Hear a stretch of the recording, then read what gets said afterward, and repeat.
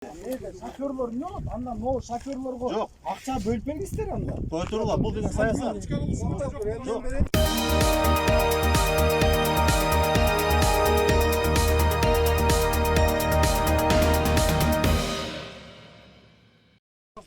Ekinci may 2020 yıl. Geçen 2 günden beri bu жаққа geldi, adamlar gelip koşuyorlar dep uğup geldik de. Көп adam geldi geçen 2 günden beri. Köp. Qancha adam geldi примерно? Qancha? 20-30'da geldi. Qatnab ketgandan keyin. Gelgen yok. Хорошо. Мында бар.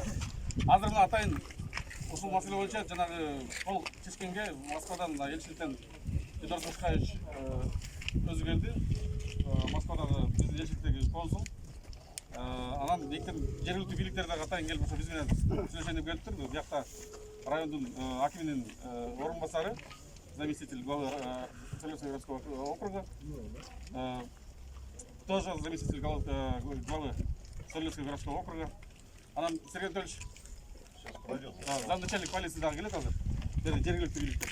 Ошо чогулуп, могул ситуация боюнча силер менен сүйлөшөйүн деп келишти.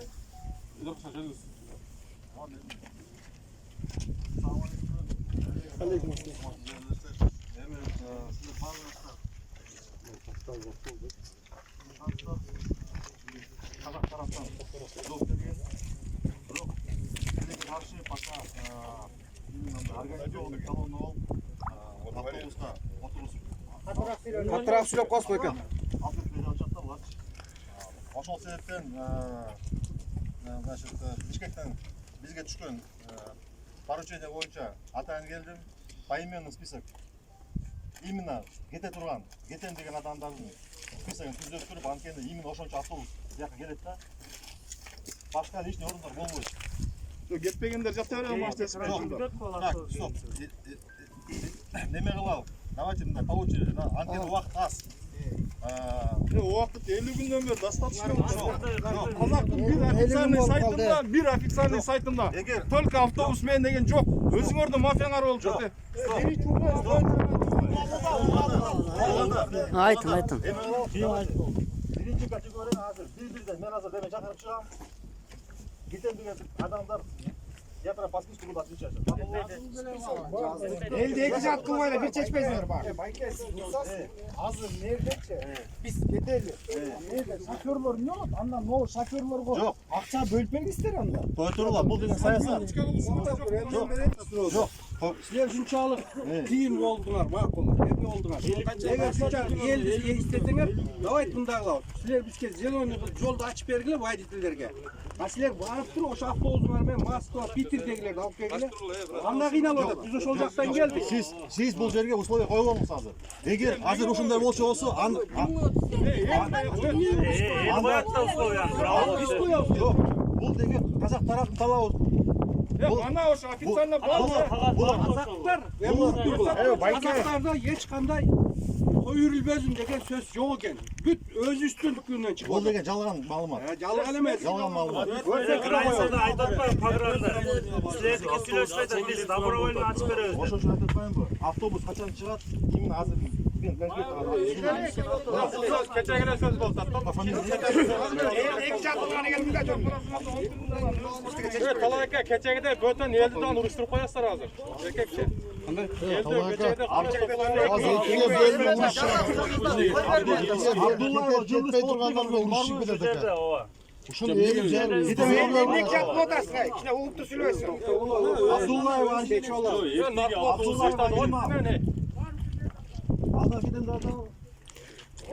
Жок, автобус менен кете шоферлор не кылабыз биз? Азыр бир-бирден. Биринчиден азыр именно кетем деген адамдардын тизмесин эметейин азыр.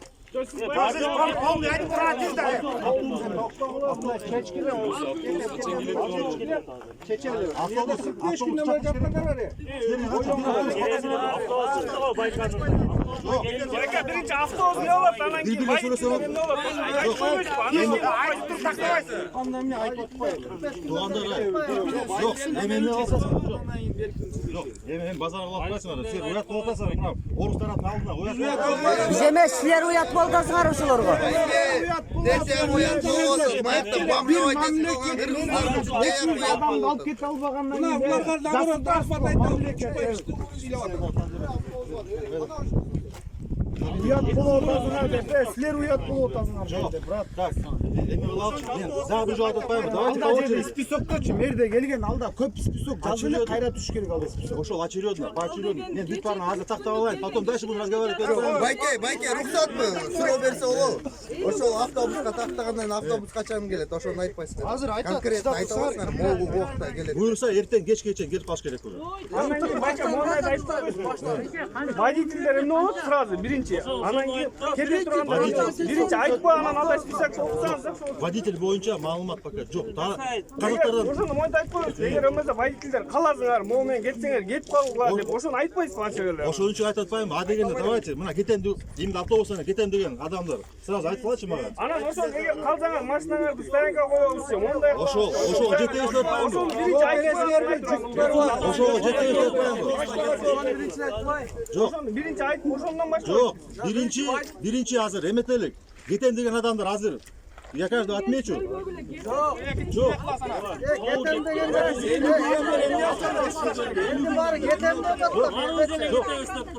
Силерге жок, автобус керекпи?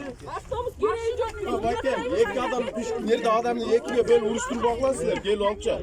Ötkönde geldi de mına baykiler, geldi.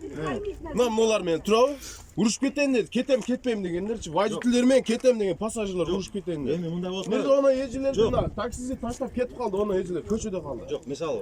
Ошону эме кылып алады, кыргыз песку, не ораза күнүнө мындай нерсе кыласыңар силер. Вот именно ораза күнү жалган сөздү айтпаш керек. Туурабы тууган? Жалган сөздү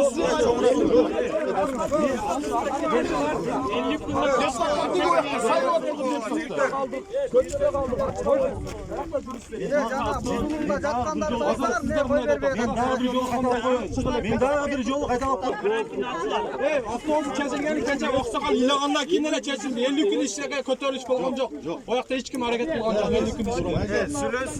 Сүрөтүн чанан кийин вопрос задавать. Нургуле жүрүм, күндө ушунча элдер бардыгы чукула билип атты. Туугандар.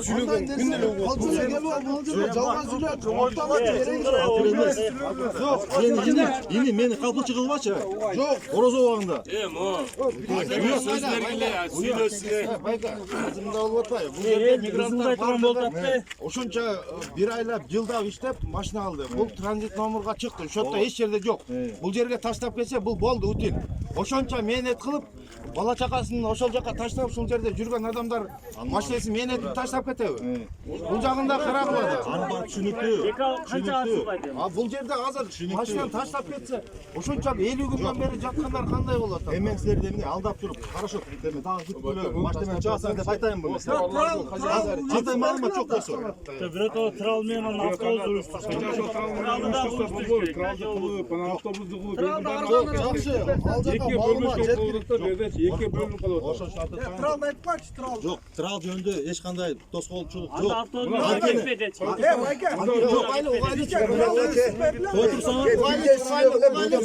Туугандар, бирден сүйлөлө. Автобуска трал кошсо анан кетеби.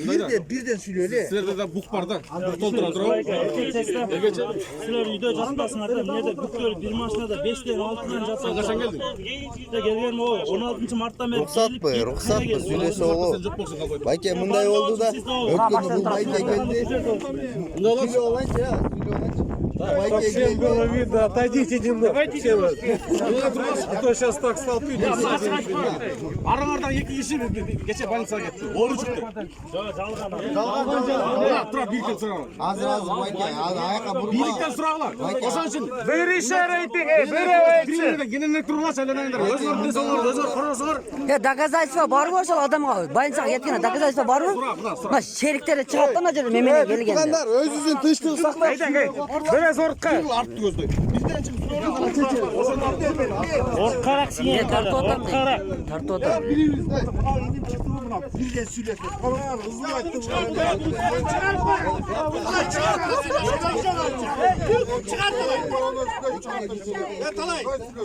Andan keyin ayda sovuq keldi. Alçal al gerek. Baykenin spesialini Bu bunlarga галочка керек, to'shuvchi svet olsun. avtobus bilan ketadi. Urushlarni odami. Конкретно. Отставной.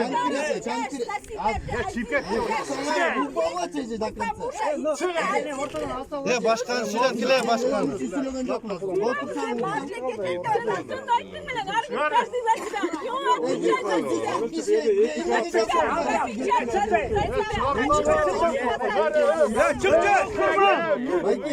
Birinci oşo maşinadan başlap maşinan жағдайын түшүндүрүп туруп баарын түшүндүрүп бергиле му машина суатат. Турале машинаны чечишке.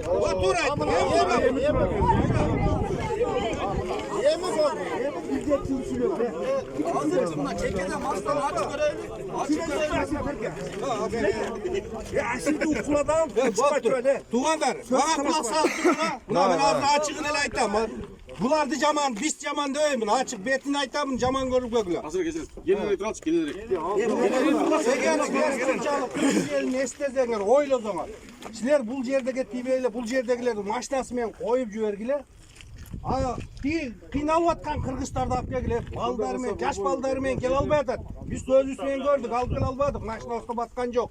Сілер ошоларды алып келгіле автобуспен. Бұлар күчіменен кетеді. Сілер мына жарты жолдан келіп тұрып. Bu beçaralar gelze kıynalıp 15 binden beri gelze. Sizler nereden bir yana alıp kettiler. Ulardan dele iç atışat. Biz akça üstüne alıp duranın. Degen sözü bulur. Ulardan dele kettisi yok. Kantı maşinasını taşlap gider. 45 günden beri jatkanlar var şu yerde. 50 gün. Ona 50 günde atar. Oylanğılar da Kırgız bolğandan oylanaylı. Bütüle çaçırat atasınlar. Azı yekiye bölüp atasınlar. Gel al.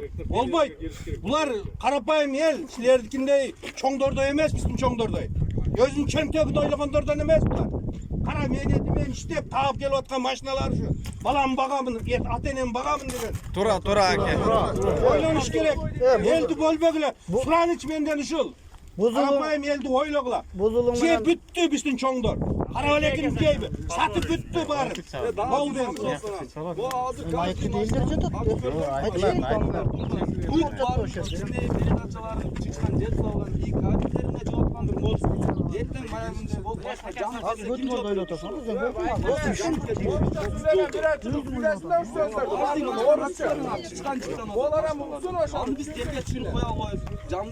Еще азыр адам жатып отат ошо. Адам кеткенден ол машина өз кабелинде деп. Кто-нибудь один выйдите, кто более-менее по-русски разговаривает, чтобы наши администрации объяснили ваше положение и что вы хотите. Кто из вас более или менее по-русски? Давайте я скажу. Вот объясните для сотрудников нашей администрации это. Во-первых, хочу вас поблагодарить. Во-первых, хочу вас поблагодарить. Тише! Во-первых, хочу вас поблагодарить за такую организацию, которая как бы предоставляете нам такую возможность. Не выгоняйте туда-сюда. Давайте похлопаем за это. Просто как бы большая благодарность вам за то, что как бы охраняете нас, не выгоняйте вот так. И во-вторых, хочу, тут люди разделились на два лагеря. Одни хотят как бы с грузом уехать, не хотят оставлять машину. И этот вопрос они просят как бы решить побыстрее. На своих автомобилях? Да, на своих автомобилях хотят уехать. А второй лагерь, они как пассажиры, вот как я уже 20 дней здесь ночую, да, 20 дней уже ночую. И я тоже хочу домой. Я как пассажир, я как клиент приехал. Да, я за, конечно, чтобы автобус предоставили, я уехал, но за них тоже я могу ответить. Представьте им какой-нибудь трал, либо откройте хотя бы там коридор, что по 20 машин выпускать в день. Это же возможно, верно? Вам тоже невыгодно, как бы здесь мы находились, потому что риск заболеваемости, оно все увеличивается. Вот среди нас уже двое выявлено. Они контактировали со всеми. И оно протекает бессимптомно. Мы когда поедем домой, Мы все равно все согласны лечь по как бы обсервацию на 14 дней. Мы согласны. Пожалуйста, просто нам предоставьте второму лагерю коридор, а первому автобус. И все. Да, это правильно. Чтобы мы уехали и как бы здесь было пусто. Чтобы не создавали таких проблем. И все. Врачам, сотрудникам полиции, вот майору, младшему лейтенанту Сергееву большая благодарность, потому что они тоже рискуют жизнью, приходя сюда. Да, вот насчет машины, тут крадут, что-нибудь там делают, у людей денег не остается. Мы тоже где попало ночуем. Мне лично даже неудобно слушать, что благодарить нас. Мы обязаны, как жили когда-то. Да, мы конечно, в одном но от имени государстве, народа да, мы хотим вот поблагодарить. Наши деды, отцы все вместе всегда жили, и мы обязаны делать друг другу добро всегда. Поэтому стыдно иногда слушать слова благодарности. Просто мы обязаны с вами как бы здесь поступать нормально, по-человечески, потому что вы наши. Да, конечно, мы тоже В мигранты, одном мы тоже СНГ, здесь работаем, да, да. одно Просто государство, сейчас да. такое время, и все друг друга должны понимать, а не конфликтовать. Но, да, уровень того, чтобы решить вопрос о предоставлении перевоза, автоперевозов и коридора, это все-таки межправительственные соглашения. Мы здесь на муниципальном уровне прекрасно понимаем вашу ситуацию и видим, что да, единый пелетон создать, автобусы там вы как пассажиры, да, плюс вся техника на ходу, она у вас. Единым пелетоном действительно получить разрешение пройти через Казахстан и выехать к себе в Киргизию, кого там в другие какие-то еще там направления. Это действительно разумное, правильное решение. Было бы.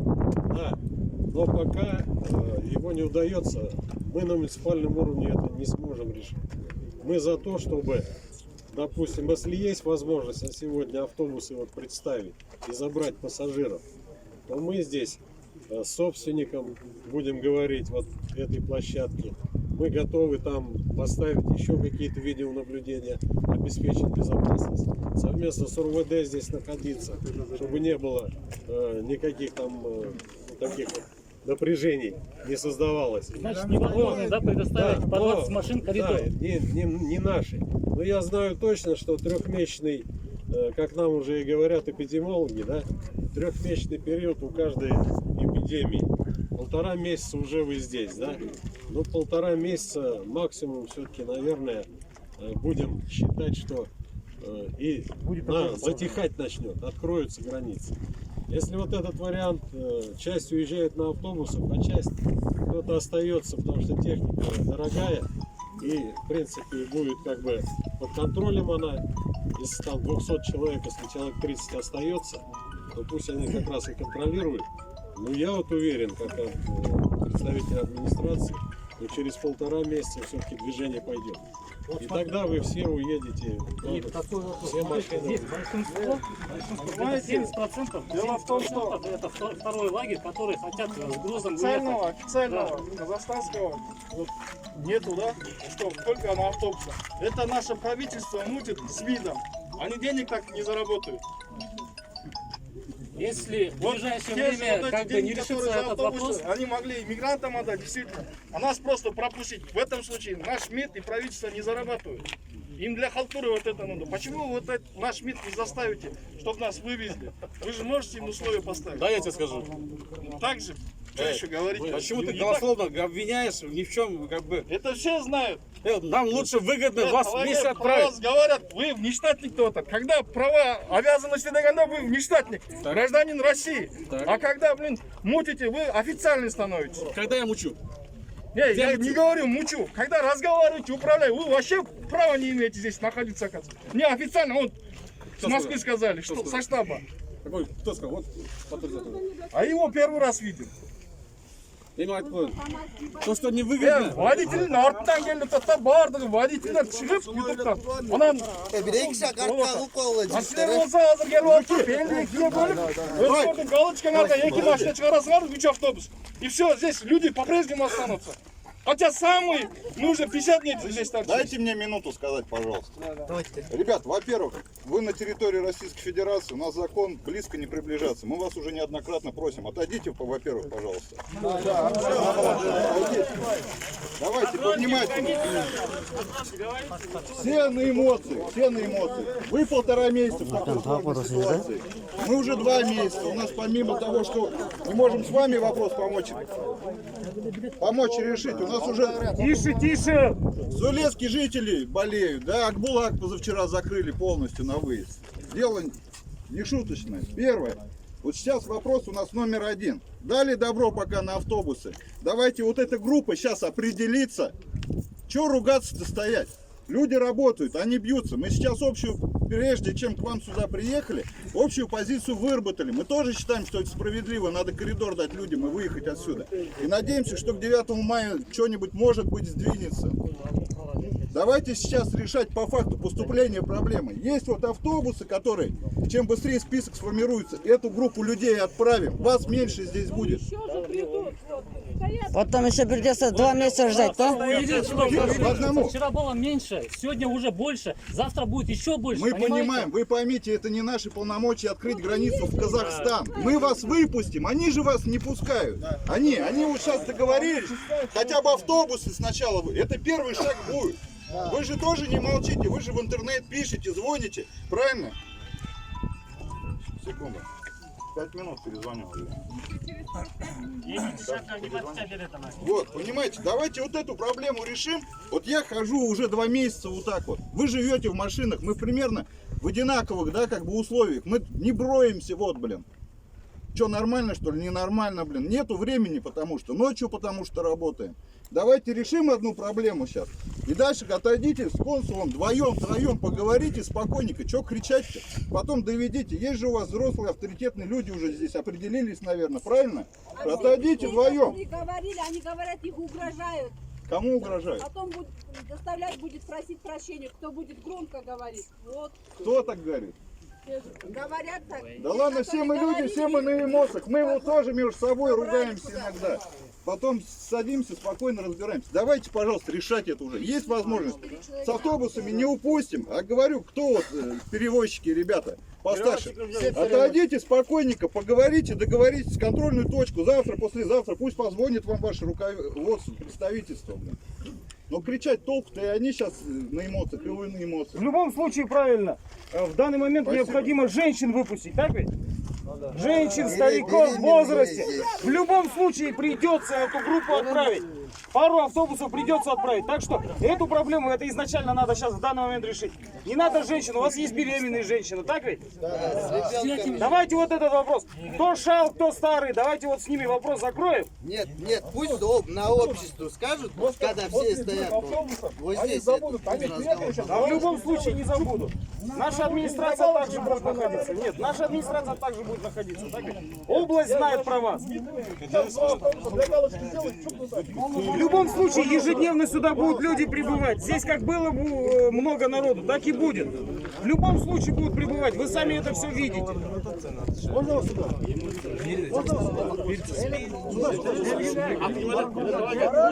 Вы там это кричите за спину.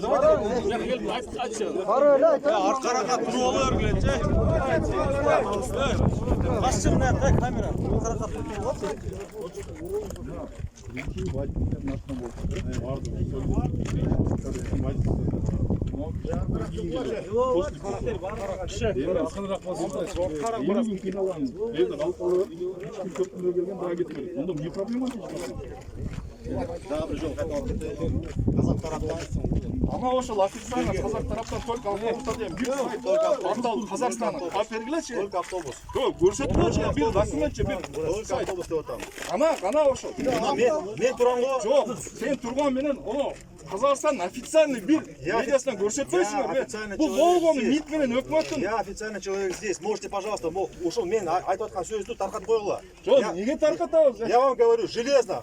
Ответ от Казахстанского. Болгону акча жеш үчүн кылып атасыңар.